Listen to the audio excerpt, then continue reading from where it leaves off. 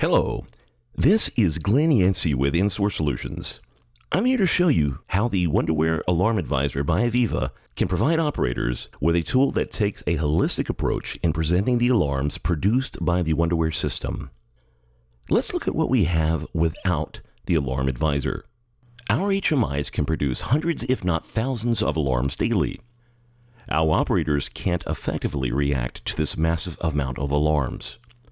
Some alarms that come through are critical, whilst others may be more nuisance.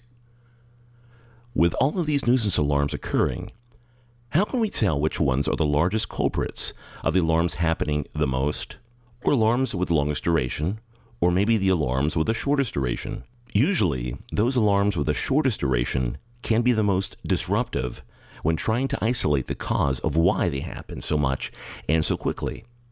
You have to be responsive to those alarms as well as the new ones coming in. So at times it can be hard to manage.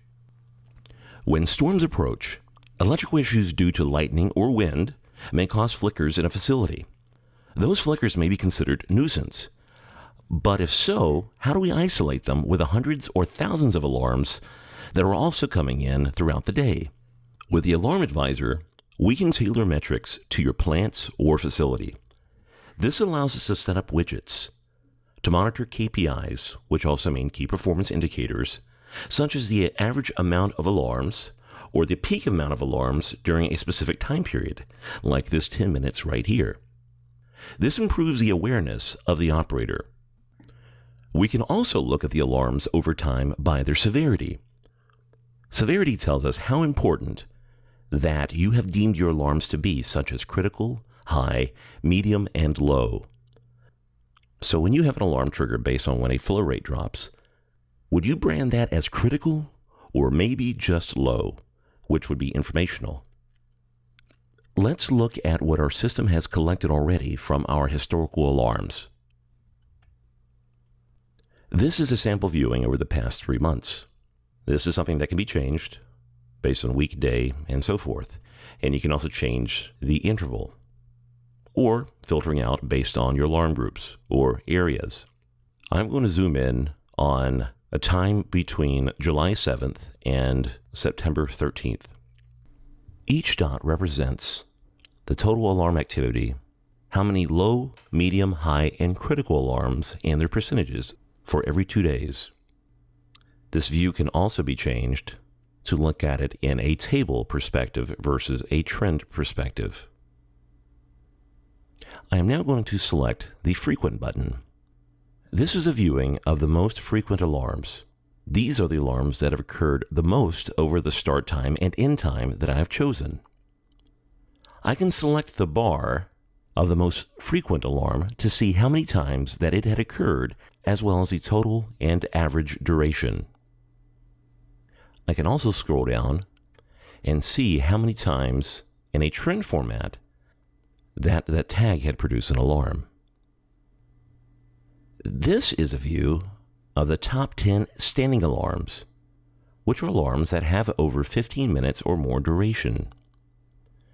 Much like with frequent, I can select the bar to see the information for each individual tag. In this case, Reactor 32 is the 5th tag with the most standing alarms. You can choose to sort by longest duration. Now we can look at alarms that are the most fleeting, which means alarms that have durations of less than 15 seconds. I don't have any here based on my simulation, but imagine the large amount of nuisance alarms that could show up here. This can indicate where I need to set up an alarm deadband for those alarms constantly going in and out of an alarm state. In this section called Consequence, I can even correlate alarms that may have relationships with other alarms. When my react temperature occurs, such as this one here for Reactor 33, when that occurs, what percent of confidence do I have that other alarms may be related to it? These are the tags that show up with the occurrences for them and the percentage of confidence that they may have with regard to relationship between Reactor 33's react temp tag. This data can be exported much like any of the other data in the other forms. This is saving it as a CSV file. This can help us to minimize unplanned downtime by making some intelligent decisions as to the root cause of an alarm. All because I established a relationship between one tag and other tags when they both produce alarms at the same time. And this can help me figure out if it is mechanical or program-based with regards to why the alarms are occurring. So, why is this tool necessary? Let's imagine the work it would take to not only build these queries to tell us the most frequent standing fleeting alarms, but we would also have to maintain the queries if we were to introduce additional alarm statistics not in the current version. We would see a lot of time and effort that we would have to do in order to produce the queries that the Alarm Advisor already does for us.